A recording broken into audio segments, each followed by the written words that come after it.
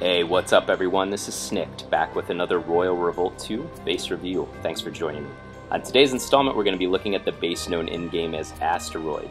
Currently at 2,630 trophies on the global leaderboard, which I think puts him at right around 2,300 in rank. So what I would consider to be a late, early level to entry, mid-level base in terms of difficulty, the design itself, and just in terms of the sophistication of the design. Asteroid is actually a really interesting base. It has a base layout that I've never seen before. It's interesting because so many different iterations of base layouts have been tried, and yet this one is actually pretty unique. So I have to tip my hat to Adrian Sideros, who's the owner of this account and this base, for the design that he's created. It does look a little bit like the it actually probably does look a lot like the base design that Master E popularized a couple of months ago, called the Seagull. And if you go back in my videos, I think the one that I did on Master E from late June, early July, does have that base design, so you can review that there. And I still think that that's a really effective base design. But that was popular for a little while as everybody mimicked Master E, and then passed out of popularity as people moved on to other types of base designs. But anyway, I'm glad that Adrian's kept this the same.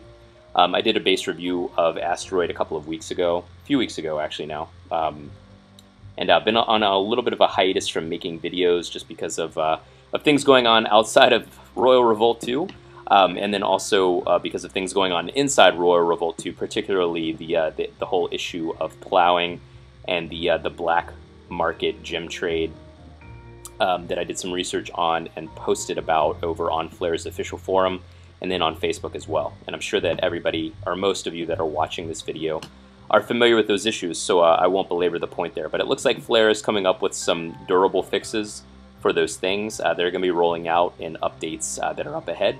And so I'm happy to get back to what I think is more interesting content, which are base reviews and other things that I'll be doing in future videos. So look forward to a lot more base reviews and other Royal Revolt 2 type content to come here on YouTube on my channel.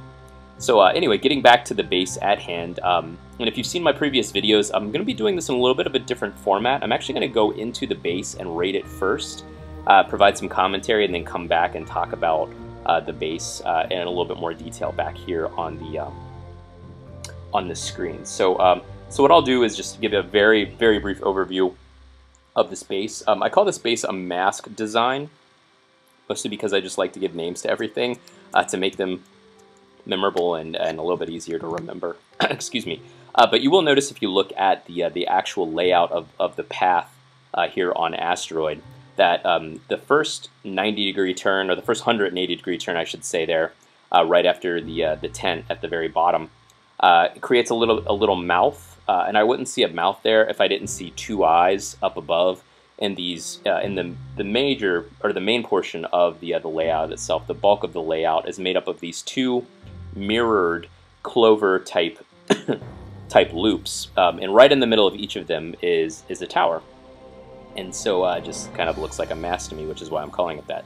But looking at Adrian's wave composition, just in brief, he has what I call a ranged DPS, or a ranged damage set of waves. And so the troops that he's bringing out to defend his base are for the most part, with the exception of maybe a few paladins here and there, are for the most part dealing out range damage. And you can probably tell right away if you study this layout just a little bit that it is designed and it's optimized for ranged damage. So as we get into the base, which we're going to do right now, you'll begin to get a little bit more of a flavor for what I'm talking about.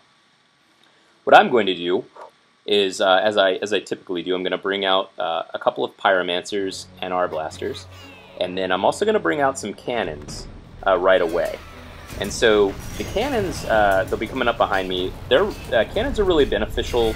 Sometimes they're a little bit of a waste as you come right out of the gate, just because they can be taken down really easily at a choke point. But a lot of people, I'm noticing, right from the top on down, are concentrating their stronger towers and their stronger blockades and barricades toward the very beginning of their base, probably just to slow down kill off, demoralize, you know, put the Raider on the defensive right away. And then things get a little bit weaker as you get into their base. And so cannons can be great to bring out for that extra blunt damage early on in order to get you, get you a good leg up on the base. So I did want to point out here, there's a corner where it's very easy to take both of those towers down, Adrian. So that's a problem, kind of the classic problem of clustering.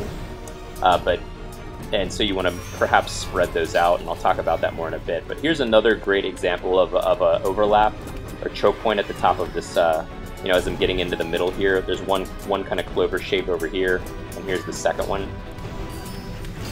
And so, as you can see here, my cannons actually took down this tower, but this is another great opportunity for ranged DPS to have attacked my troops, and for the most part completely unopposed. And that's why if you see a ranged DPS base and a lot of ranged DPS wave composition, you want to be absolutely certain to bring ranged DPS yourself into the raid, because otherwise it's, you know, you want to kind of fight fire with fire, and if you don't, there'll be a real fundamental mismatch there. So here's another example of two towers that are right next to one another, and again, that's kind of the clustering issue, which is oftentimes a lot of problem with bases because there's only so many tiles to put things on. And so here I am at the gate itself. You'll notice there's nothing up here whatsoever to distract me. There aren't any gates that I'm going to be or any towers that I'm going to be tempted to go over and attack in order to get 100% that might distract me from bringing down the gate in time, which can actually become a big deal when you're at higher levels. So it's very easy for me, for example, with my hero to bring down top 10 bases. I can bring down any one of them, but it's a completely different matter to bring down a top 10 base to 100%. Now that might not sound like that big of a deal. Like, who cares? You know, you get into the treasure chamber, you get you get trophies, you get pretty much the same amount of gold, but you'll find a lot of players are a little bit more egotistical and like to get 100% for the sake of getting 100%. Or they just become distracted and think that they can get all of a base's towers down around the castle gate, and then they mistime their spells. A spell's on cooldown, and they can't quite get the gate down in time. So that actually can become important, not only in dealing out damage and slowing down the attacker, but also providing what can be a pretty effective distraction by having towers up at the castle gate, which isn't something that Asteroid has. So, Adrian, overall, a great base design. Hopefully you guys noticed as I went through the raid and walked through, there were a lot of great opportunities at choke points and points where there were parallel paths where his ranged DPS troops attacked me and were able to hit me, relatively unopposed. Okay, only got one there. That's fine. Well, I didn't want those pauldrons anyway, Mr. Skull. And so there are a lot of opportunities, again, at choke points, parallel paths for his ranged DPS to attack me. My ranged DPS did a fairly decent job of combating that, but but this base is really well optimized. This base design is really well optimized for that. So so it's great to see the waves, Adrian, complementing your wave composition, complementing the layout of your base. And so you'll notice here, looking back at the base itself and the wave composition, we have mortars, frosters, pyromancers, and R-blasters, and then just like there were a few paladins in there. I think there was a wave that had quite a few paladins, but other than that, there's hardly any melee troops or melee damage being dealt out here. It's all ranged damage being dealt out, and as we saw, there's a lot of opportunities. As I'm saying here, there's a lot of opportunities for those troops to deal out damage to the raider and the incoming raiding party. Same thing goes with the towers here. We have skull towers, firebolt towers, and bomb towers. I'm sure the bomb towers, along with the barricades down there at the very end, are being phased out as Adrian gets further into his upgrade cycles and his leveling progression. But the bomb towers and the firebolt towers also, there were a lot of great opportunities here for them to fire across, especially after that first hairpin turn down by the mouth, as I called it earlier. You have that tower that's oriented diagonally across from there. My cannons were able to take it out. There's another tower that's down and to the left. It's kind of the tower that's furthest down and to the left here on the mini map that was attacking me right from the very beginning. And again, that's the benefit of bringing cannons out early. If you see these kinds of features, a choke point or a tower that you're not going to be able to get at, and there's really going to be an impediment to bringing your troops into the base unless you go around and solo the entire base first and get to that tower to bring it down. So bringing out those cannons early on can be really helpful. They're not that strong. Even my level 6 max cannons, you know, they get taken out pretty easily by ranged DPS. And so, you know, those are expensive. Those are expensive spawns because they cost 5 each, and so it can be expensive, we'll say, to bring out a lot of cannons early on. But if your leadership is adequate, then it can be really beneficial to bring those out and take care of some of these cannons that are up front in a base, which open up and give you a lot of breathing room and can actually give you a lot more time and a cushion of time to get into the base proper. And not have to solo it, but also allows your raiding party to get up past a choke point, which is a common feature in a lot of bases, whether you're in early, mid, or high-level gameplay.